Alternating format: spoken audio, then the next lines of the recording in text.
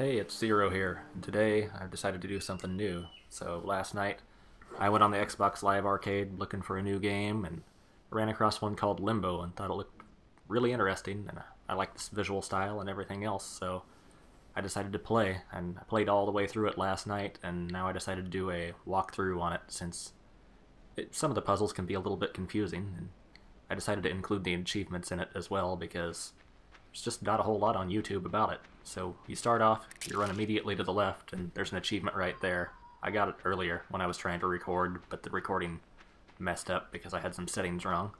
I believe that one is called Wrong Way. So this is the walkthrough for chapters 1 and 2.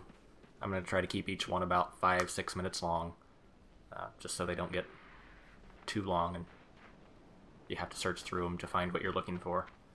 Chapter 1, fairly straightforward, just a few jumping, moving obstacles and everything like that. Overall, I was impressed with the game a lot. I really liked the visual style of it.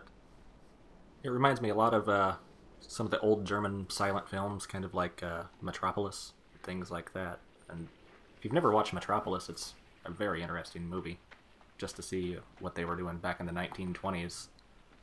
They still haven't found all the footage for it, and it's a very long silent film at this point in time, but there's still scenes missing and everything that they never found after World War II. So the movie as a whole, nobody really knows anything about it anymore. But this isn't about the movie, this is about the game here, and as you can see, it's very minimal. They used a lot of lighting and some ambient sound, and that's about all. It's very minimalist, which I've always been a fan of minimalism, so right up my alley. Basic controls, just your left thumbstick to move around, A jumps, and B or X both grab. I believe Y jumps as well, but I don't know, you got 2 jumping and 2 grabbing buttons, and that's all you use for the whole game. Other than that, you just walk around and figure out the puzzles by activating different things and moving things to different places. I'm going to try to do the rest of these commentaries as live commentaries instead of after the fact.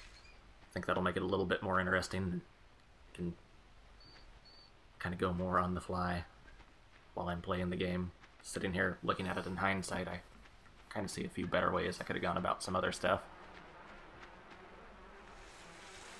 I should have shown some deaths too. That's one of the very striking things about this game is when you die, it's very elaborately done.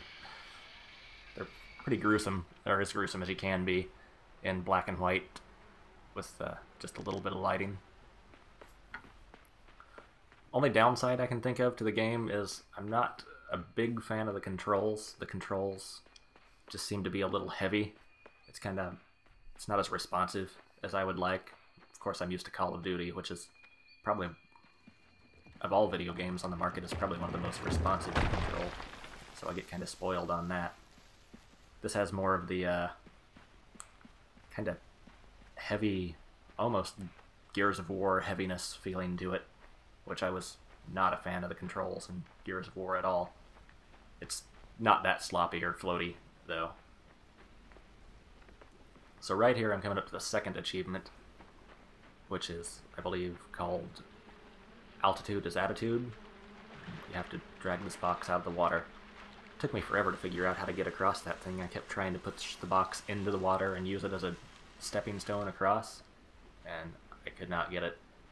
And then I finally saw that vine dangling there, and that kind of gave it away. That's another thing about the game. Sometimes it's hard to figure out what you're supposed to do just because of the black and white minimalist style. You can't really tell what you're supposed to activate, what you can grab, what you can't grab. Sometimes some of the background elements look vivid enough that they could be, but they're not, so you end up trying to grab things that you can't ever grab. So once you jump on this vine here, here's the second achievement, which I already got when I was doing the walkthrough, or doing the first recording for this walkthrough. All the other ones should show up as soon as I grab them, because I restarted the game and I haven't unlocked any of those yet. So right here is the key for getting across that water. You have to shove that down, and then you'll be able to go. And then you just drop down from these trees. It's kind of weird. Sometimes you can fall a long distance and be okay, and sometimes you fall a short distance and you die. It seems to just vary depending on where you're at in the game, or maybe it's the surface you're landing on, I'm not sure. But you never start too far back from where you die. Usually the chapters are fairly short, and once you solve one puzzle, you're pretty much at the end of a chapter, or once you solve a big challenging puzzle. I almost died there. You can't swim at all in this game. That confused me for a while. I couldn't figure out why, when I was pushing the jump button, he wasn't swimming. And I'm used to games where you can swim when you fall in water.